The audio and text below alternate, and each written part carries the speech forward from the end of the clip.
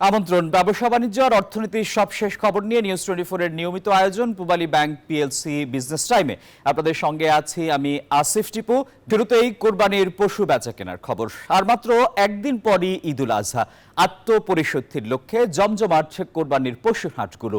শেষ সময়ে পশু কেনাকাটায় ক্রেতা ও বিক্রেতাদের মাঝে দেখা গেল মিশ্র প্রতিক্রিয়া। চাহিদার শীর্ষে ছোট ও মাঝারি আকারের গরু, তবে বড় আকারের গরু নিয়ে বিপাকে পড়েছেন খামারিরা। তবুও শেষ সময়ের বেচা কেনায় আশাবাদী তারা। নিরাপত্তা নিশ্চিতে কাজ করছে প্রশাসন। হাটে মিলছে নানা জাতের গরু ছাড়াও খাসি, মহিষ, ছাগল ও ভেড়া। কোথাও কোথাও দেখা মিলছে উট ও দুম্বার। রাজধানীতে জমে উঠেছে কোরবানি পশুর হাট। মিলছে নানা জাতের গরু ছাড়াও খাসি, মহিষ, ছাগল ও ভেড়া। কোথাও কোথাও দেখা মিলছে উট দুম্বারও। ঈদের ছুটি শুরু হওয়ায় বৃহস্পতিবার হাটগুলোতে বেড়েছে ক্রেতাদের ভিড়। বিরামহীন চলছে কেনা বেচাও। দিনভর বেরসিক বৃষ্টি মারিয়ে গাবতলী হাটে ছিল ক্রেতাদের ভিড়। কেউ করছেন দরদাম, বনিবনা হয়ে গেলে কিনে নিচ্ছেন পছন্দের পশু। 1,30,000-এর নিচে কোনো গরুই পাওয়া যাচ্ছে না, মাঝারি সাইজের গরুগুলো। মোটামুটি ভালোই আছে, তবে দাম চাচ্ছে এরা। খুব মার্কেটিং করে সারাদিন ঘুরে সেই ফজরের পর থেকে এই পর্যন্ত তারপরে দেখে তারপরে কিনা হয়েছে আর কি। তবে প্রতিবারের মতো এবারও মাঝারি ও ছোট গরুর চাহিদা রয়েছে তুঙ্গে। আর বড় গরুর চাহিদা কম থাকায় দুশ্চিন্তায় পড়েছেন বিক্রেতারা। খাবারের দাম যে কস্টিং এ সে তুলনায় আমাদের জন্য ভালো না। বাজারের অবস্থা তো খুব একটা মোটামুটি ভালো লাগছে না আর কি। যে বড় বড় যেগুলো গরু ফুটছি, তাহলে এই গরুগুলো আমরা কোথায় দেব, কি করব আমরা? তবে শেষ সময়ে আরো জমজমাট কেনাবেচা হবে বলে আশাবাদী কর্তৃপক্ষ। এদিকে ঈদ ঘিরে পশুর হাটগুলোতে নিরাপত্তা নিশ্চিতে কাজ করছে প্রশাসন। মাহমুদ হাসান, নিউজ 24, ঢাকা। কোরবানি ঈদকে সামনে রেখে ব্যস্ত সময় কাটাচ্ছেন কামাররা। সকাল থেকে রাত পর্যন্ত দা, ছুরি, চাপাতি, বটি, ছেনি তৈরি কিংবা শান দেয়ার কাজ করছেন তারা। ক্রেতাদের অভিযোগ, গত বছরের চেয়ে এবছর দা, ছুরির দাম বেশি। বিস্তারিত জানাচ্ছেন মরিয়ম আজিজ মৌরিন। মোহাম্মদ মনির তার জীবনের 30 বছরই কেটেছে টুংটাং হাতুড়ির শব্দে। তিনি জানান কোরবানির ঈদ আসলেই তার ব্যস্ততা বাড়ে কয়েক গুণ। ঈদের একটা চাপ আছে, লোকজন কাজ করলে এদের ডাবল বেতন দেওয়া লাগে। অন্য দিনের থেকে ঈদের ভিতরে দাম বেশি পড়ে। কুরবানি একদমই কাছে চলে আইছে। আশা করি যে মানুষের গরু কেনাকাটা শেষ করলে আমাদের মালটা তো লাস্টে কিনা হয়, আশা করি আলহামদুলিল্লাহ হবে। কারওয়ান বাজারে কামারপট্টিতে এখন চলছে চরম ব্যস্ততা। সকাল থেকে রাত পর্যন্ত দা, ছুরি, চাপাতি, বটি, ছেনি তৈরি কিংবা শান দেয়ার কাজ করছেন কামাররা। বিক্রেতারা বলছেন লোহা এবং কয়লার দাম বেড়ে যাওয়ায় এবার চাপাতি বিক্রি হচ্ছে 600 থেকে 800 টাকা কেজিতে, ছুরি 200 থেকে 400 টাকা কেজি এবং বটি কেজি প্রতি 800 টাকায় বিক্রি হচ্ছে। অবশ্য ক্রেতাদের অভিযোগ, এবছর ছুরি বটির দাম বেশি। ছুরি তারপরে অন্য জিনিসগুলো যা লাগে ওগুলা কেনার জন্য আমরা আসছি আগে মার্কেটে। গত বছর কিনছিলাম, ওটা ধারাইতে আসছি। আর একটা চাপাটি কিনবো। ভালো স্প্রিং এর বডি নিলে 1000 টাকা কেজি, স্প্রিং এর চাপাটি নিলে 1000 টাকা কেজি, নরমাল আছে 400-500, বিভিন্ন প্রোডাক্টের মাল আছে। এছাড়া মাংস কাটার কাজে ব্যবহৃত খাইটা বা গাছের গুঁড়িও পাওয়া যাচ্ছে 250 থেকে 300 টাকায়। তবে বিক্রেতাদের দাবি, ঈদের আগের দিন বেচাকিনি বাড়বে।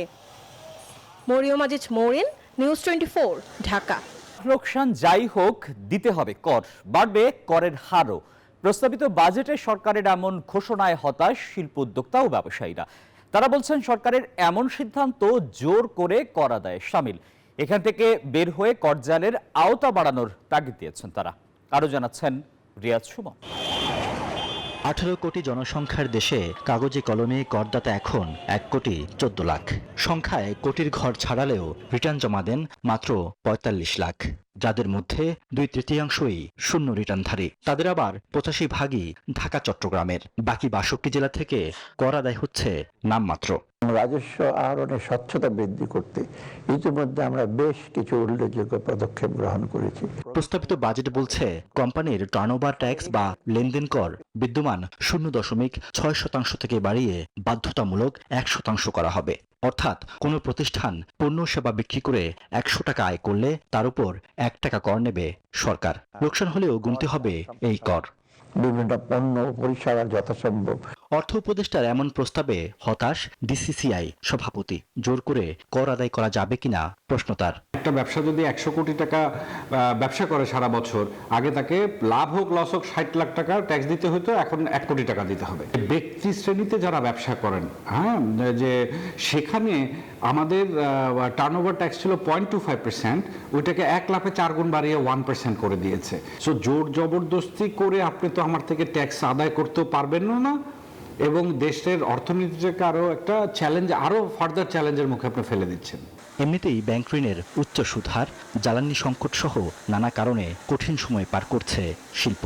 এমন অবস্থার মধ্যে সরকারের এই সিদ্ধান্তকে মরার উপর খাড়ার ঘা হিসেবে দেখছে ব্যবসায়ীদের দুই শীর্ষ সংগঠন পিটিএমইএ ও BGMEA. 1% is too high for our industry, especially SME ফ্যাক্টরিগুলো they will be in big trouble যদি এটা কন্টিনিউ করে। যেমন আমাদের ইন্ডাস্ট্রিতে 1% অ্যাডসোর্স ট্যাক্স, এখন যে ফ্যাক্টরিগুলো প্রফিট করছে না, লস করছে, সে 1% অ্যাডসোর্স ট্যাক্স দিয়ে তো তার অবস্থা আরো খারাপ হয়ে যাচ্ছে। কর তো দিবই, কর তো দেওয়ার থেকে আমরা স্কেপ করতে পারবো না। আমার আয় থাকলে আমি কর দিব, আমার আয়ের জায়গাটা যদি বন্ধ হয়ে যায় আমি কর দেব কোত্থেকে? আপনার আয়ের পথের জন্য আপনি কোন ফর্মুলাটা এই বাজেটে আছে, যেই সেক্টরই হয়ে থাকুক না কেন, আপনার তো আয়ের উৎসটা ঠিক রাখতে হবে। তো ওই উৎসর জন্য কি করা হয়েছে? আমি তো দেখি ওদের উপরে টর্চার করা হয়েছে। শিল্প মালিকদের অভিযোগ, নানা সমালোচনার মধ্যেও শুধুমাত্র IMF এর চাপে রাজস্ব আদায়ের নামে উল্টো পথে হাঁটছে এনবিআর, যার ফলে ঝুঁকিতে পড়তে পারে বিনিয়োগ, কর্মসংস্থান। রিয়াদ সুমন, নিউজ 24, ঢাকা। কোরবানির চামড়া ক্রয় ও প্রক্রিয়াজাত করতে প্রস্তুত বিসিক ট্যানারি শিল্প। সিন্ডিকেটের কারণে হঠাৎ লবণের দাম বাড়ায় হতাশ ট্যানারি মালিকরা। এছাড়াও নগদ টাকার অভাব, লোডশেডিং এর কারণে লোকসানের শঙ্কায় তারা।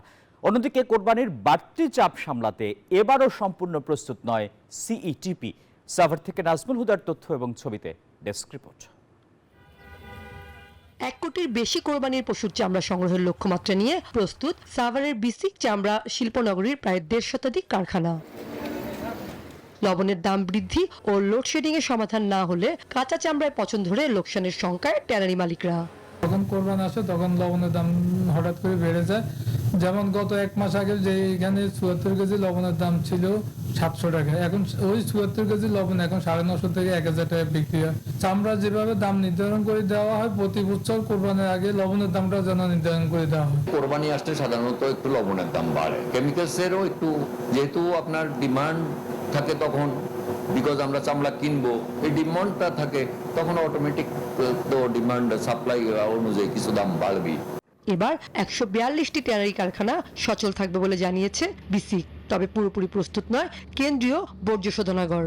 প্রায় 150টির উপর ট্যানারি আমাদের এই বছর আমরা প্রোডাকশনে থাকবে, কিন্তু যদি কুরবানি ঈদের পরবর্তী সময়ে আমরা বলতে পারবো যে আসলে কতগুলি ট্যানারি আপনার প্রোডাকশনে আছে। আমাদের সঙ্গে শিল্প মন্ত্রণালয়, বাণিজ্য মন্ত্রণালয় কাজ করছেন। আমাদের বাণিজ্য উপদেষ্টা মহোদয় ওনার গাইডলাইনে অ্যাডভাইস আমরা কাজ করছি, এবং এবার কোরবানিতে আমরা একটা সুন্দর পরিপূর্ণভাবে এই বাড়তি চাপটা সামাল দিতে পারবো বলে আমরা বিশ্বাস করি।